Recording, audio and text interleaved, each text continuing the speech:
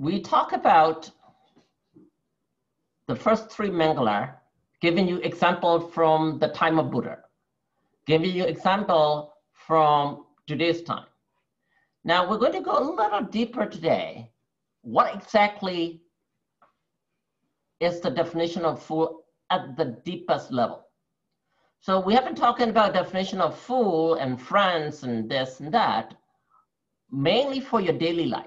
Now we're going to look at it from our samsara life, meaning for you to get to our goal, which is our nirvana, right? So in that aspect, what is the definition of a fool? So that's what we're going to discuss today. So before we go there, there's one thing that I did not discuss because of time last week. So we talk about, should you argue with a fool? Now the question here now is, should you correct a fool? Now you have a friend or you have someone who is saying something wrong, okay? So this is what Buddha said, do not correct a fool or he will hate you. Correct a wise man and he will appreciate you. Now, you can correct anyone, but the wise man will accept your advice, your correction, and they will say, oh, thank you very much. You are a good friend to me that you show me the right way. Whereas a fool or a bad friend, just because you correct them, they will hate you. They will not hang out with you anymore. They will say bad words to you. So just by saying a few words, you know a friend of yours is good or bad, okay? So if you know that person is a fool, you stay away from them and don't even correct because they will hate you. All right, so we're going to move on. So advanced definition of fool by Buddha. Okay, so Buddha's ultimate definition of fool. So if you don't know the cause and effect and law of karma, you are considered a fool. So there are two things in here. Number one is law of karma, okay? And number two is the cause and effect. So in your life, whatever you do, okay, anything you do, you gotta understand the cause and effect. If you do not understand the cause and effect, you are a fool. Okay, so we're going to study a little deeper into this. So it's always cause and effect in life, right? So this little man is going to be what? Die. Crushed to death, right? So this is his cause, and the effect will be that he will be toppling over all these, and eventually the last big one will, and he will be crushed because he does not know the cause and the effect, okay? Now, in life, anything you do, good or bad, there is cause and effect. Now, the effect could become a cause again and give another effect. That cycle keep on going. Now, if you really don't understand this concept, you are considered a fool. Now, so far, it's really very simple, okay?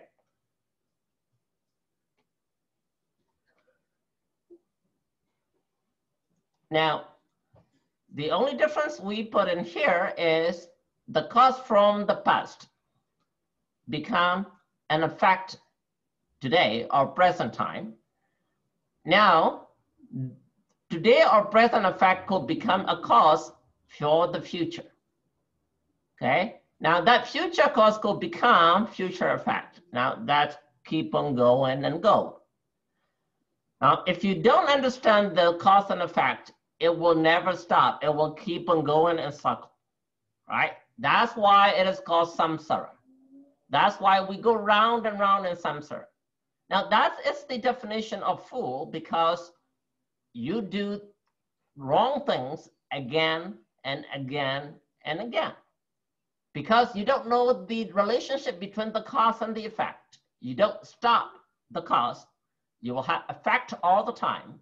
And you react on that effect, and it becomes another cause. So the cause become effect become cause become effect, and keep on going. Okay? So what does it mean by that? Well, almost all of you know this already because you recite this every night when we pray, right? That is the 12 links of dependent origination, right? So let's recite it together. Avijja, Visya, Sangara, Sangara, Visya, Vijnana, Vijnana, Visya, Nama, Rupa, Visya, Salayirana, Salayirana, Visya, Pasa, Visya, Vedana, Visya, Tana, Visya, Upadana, Visya, Boa, Visya, Jadi, Visya, Sarana, Soka, Dewa, Roka, Ramanasa, Ubaya, Sambhavanti. All right, so this is what you already memorized and recite every day when you pray. Now, it is so important to understand this 12 links of dependent origination. Because if you don't understand the 12 links of dependent origination, you don't know the cause and effect in samsara. You don't know the cause and effect in your life. Now, you are considered a fool. So, because it is so important that we recite it every night. Okay? So, we're going to go a little deeper into this so that you understand and so that you don't become a fool, so that you become wise. So here we say links. So you will notice a lot of Buddhist scripture, you will see all these signs. So this is actually from Burma, Guild and Gold, and this is from China. So you will see all these links, okay? So the 12 links of dependent origination is the law of karma. That can explain how you studied, how the multiverse studied, what you are going to be. So, because if you don't understand, this is a full circle. So it starts with avijja, right? Go to sankhara, vijnana, nama, rupa, salayatana, paso, vedana, dana. That's what you recite every day, right? So this is the advanced definition of a fool by Buddha. So we need to understand this if you want to understand about your life according to Buddha. So what are these? Avijja meaning delusion. You're not thinking right. You may be educated, but you're not applying. It doesn't matter how old you are or how educated you are. I am a doctor, but if I don't apply my knowledge, I am having avijja, I'm having delusion. Then I'll be making bad decisions, right? That is called avijja. You learn so much from your parents, from your books, from your teacher, from the monks. It doesn't matter how much you learn, but if you're not applying, then you are considered to be in delusion. That is called avijja in Pali. Now, pisya means causes, sankhara means karmic energy, or you react. Because you don't know, because you're in delusion, you react. That is called sankhara. When you react, now there is a power source or energy called vijnana, or consciousness, or mental formation. That lead to nama rupa, meaning the mind and the body, which in turn lead to salayatana, meaning the six senses. Now, whenever there is a touch or contact, or you react, that become Vedana, which is experience and feeling. And if you don't control that, you're going to get into tanha or craving, then clinging, then committing something, then you'll have another life. Every time you're born, it is given that you will be old and you will die. Whether you like it or not, nobody has any choice. You're born, you get old, you die. So that is the 12 links of dependent origination in brief.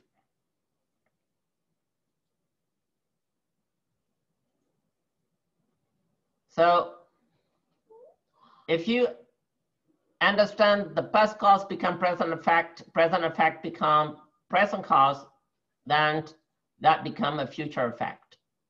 So that's avijja, sankhara, vijnana, nama, rupan, salayatana.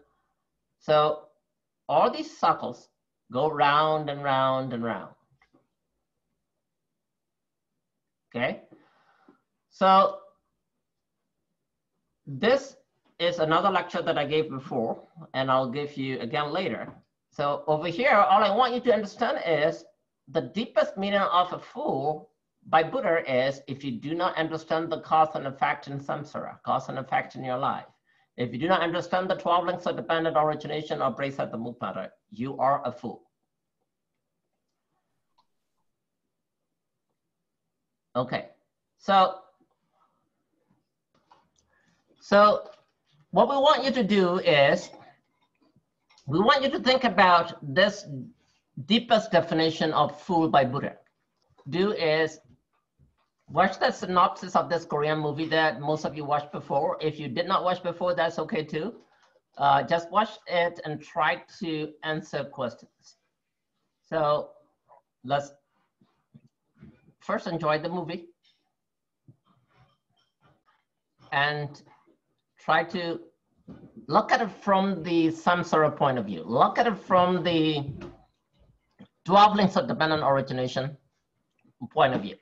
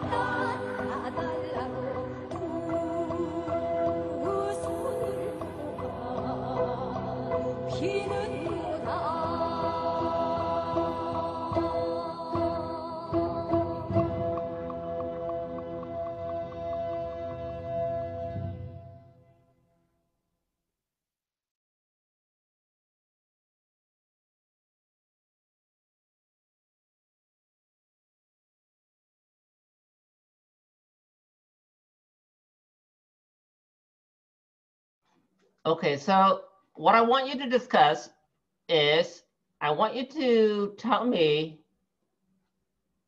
which one is he being wise and which one is he being foolish. So what I want you to look at is he doing good, comma, or is he doing bad, comma? And I want to know why you think he is doing good or why you think he is doing bad. Okay, so let's see. Okay, Kenneth, go ahead. The first one, the top one, is not wise. The second one where he's holding a tadpole is foolish. The one he is holding a basket is wise. The one on the right side is foolish. The fifth one is foolish. The sixth one is not foolish, and the last one is foolish. Okay, thank you, Zach. Let's see, Kathleen, to me. So the picture in the middle is kind of both, because the young novice is being kind to this person, but at the same time, it's foolish because he has a craving for the girl. Thank you, Tamile, very good. Okay, Ricky? So for the first picture, I think that it's wise because he's standing on, I think it's a statue of Buddha. The second one where he's holding a snake and he's tying a rope to it, I think that's foolish because I don't think that's good. And then for the fourth one, I also think it's both. Same reason with Kathleen. With the fifth one, I think it's foolish because I think what's happening is he's grabbing a snake and then I think he's gonna throw it, I think. So that's foolish. I think number 5 is foolish because he's just climbing on a rock trying to like sneak up or something, I don't know. And number 6, I think that is kind of wise. I think number 7 is foolish. Very good, Tali. Thank you. Kevin? I just want to ask you that what is wrong with the fourth picture? Let me ask you a little deeper question. So let's look at this picture. Now he is tying a rope or a thread around the neck of the snake and hang a little rock.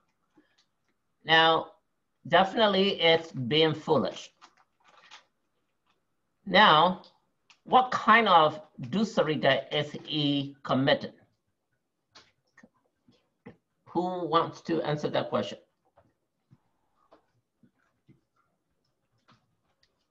Delanta?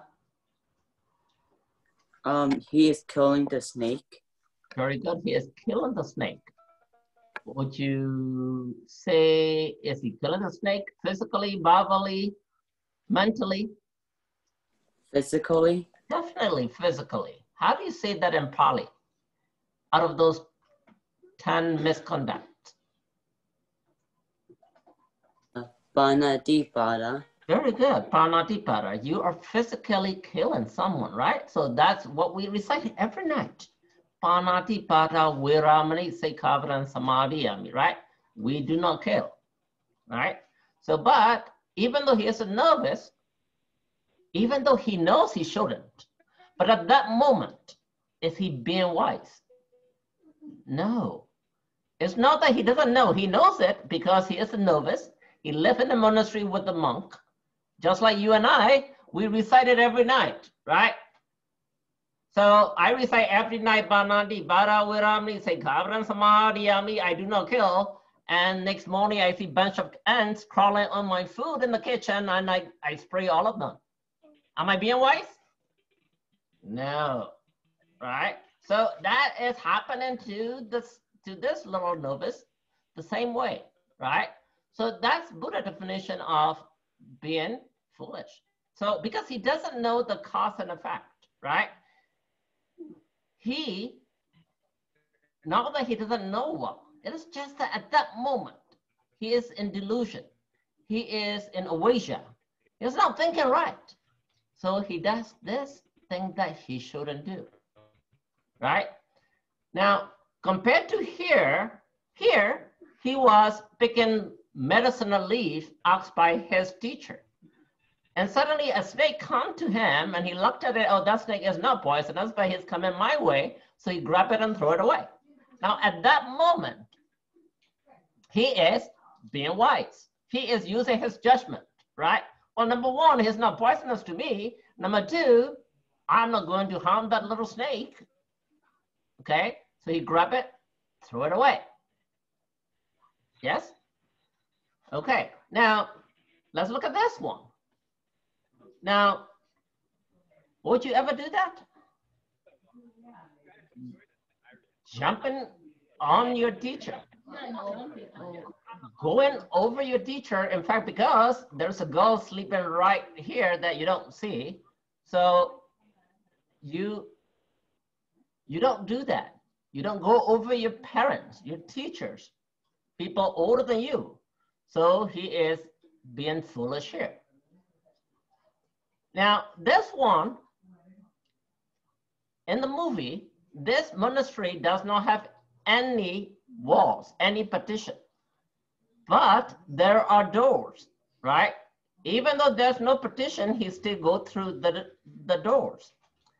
Now there, he is being wise, because what it mean by that is movies show you to keep these precepts, okay? You do not go, even if breaking these rules is so easy, he still go through the door, right? So over here, he's being wise. Now, over here, of course, he is attracted to the girl, that he's doing something that you can't do. How many of you can do this, like staying upside down? None of you, right? But there is a lot of great attraction. Beautiful girl, right? So probably it's going to happen to Dylan very soon. You see a beautiful girl, and you will have a lot of energy here, that you are hanging upside down. Suddenly you have all the powers in your leg, right? So that he is being foolish, right?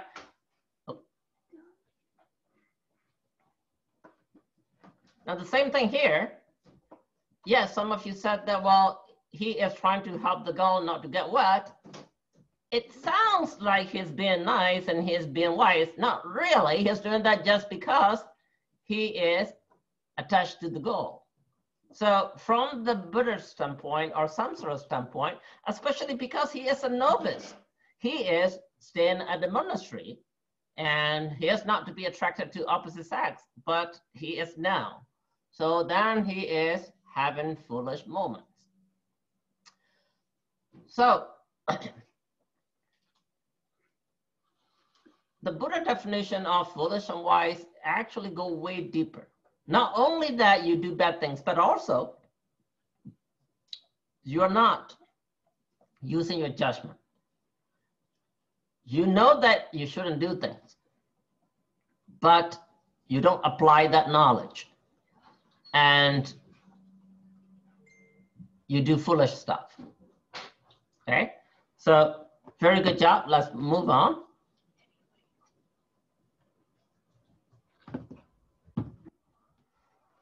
So let's read this with me. Fools tie knots and wise cut them. All right. So now in this movie, those of you who watched this movie, great. Those of you who haven't watched this movie, don't worry about it. You'll be watching this movie every now and then. So this is Buddha words, okay? Fools tie knots and wise cut them. What does it mean by that? So who would answer that question? What does it mean by fools tie knots and wise cut them? Who want to try this question?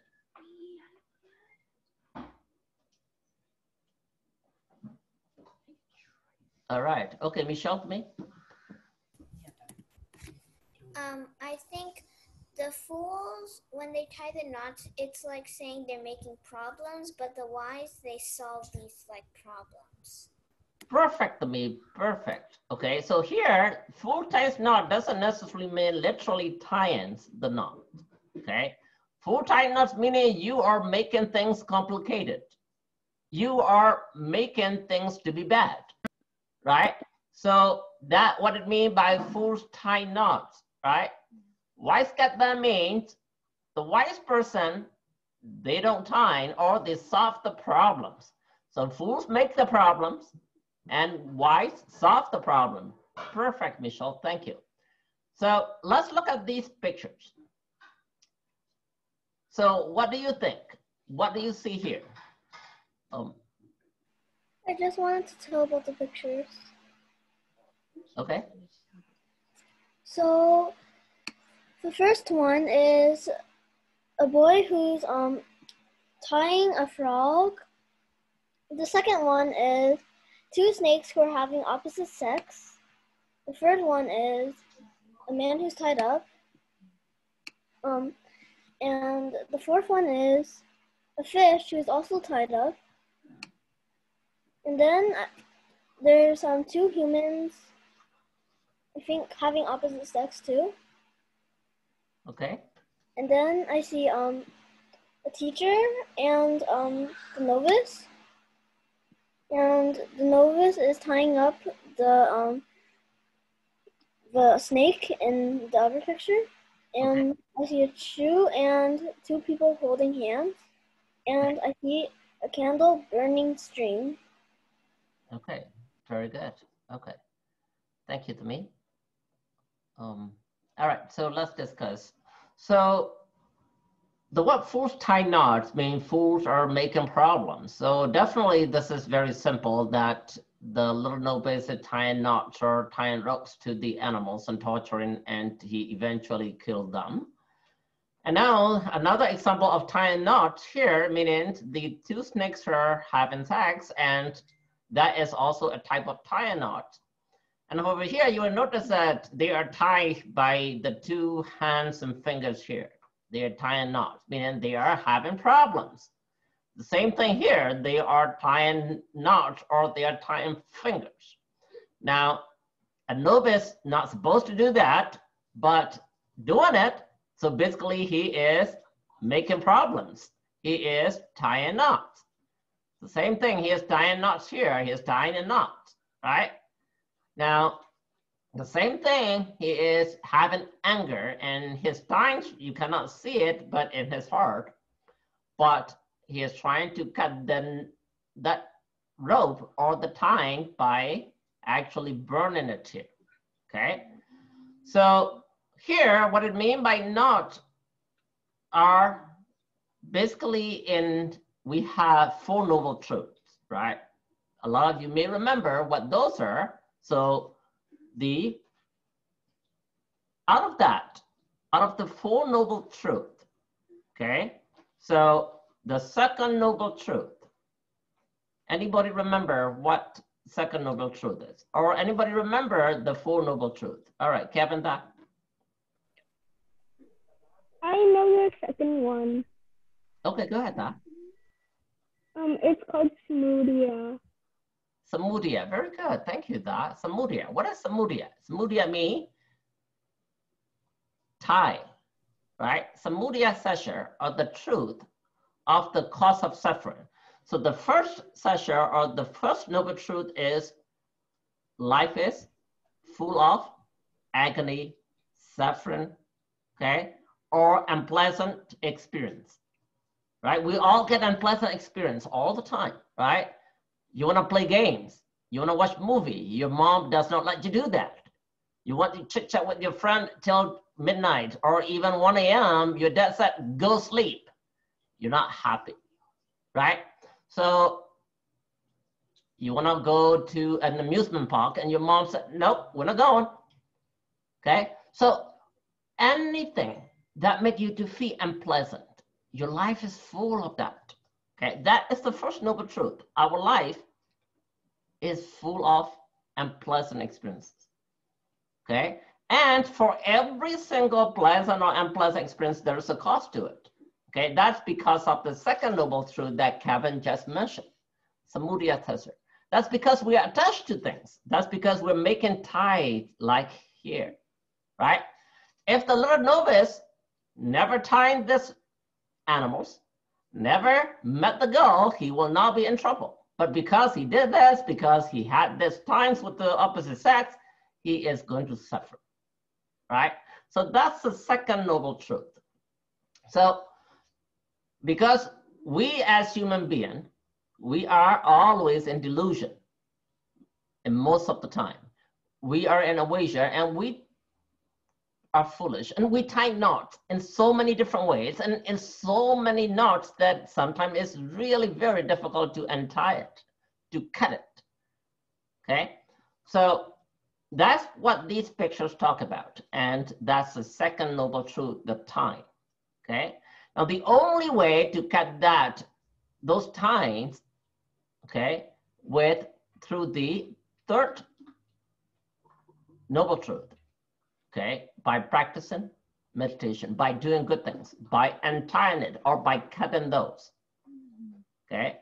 Only then you will be liberated. If not, you will not be liberated. You are tied up here like this, right? So that's actually is a definition of fool by Buddha. You got to understand the full noble truth. You got to understand the cause and effect. You got to understand the 12 links of dependent origination. So if you do not understand the full noble truth, if you do not understand 12 links of dependent origination, you are considered a fool. Okay?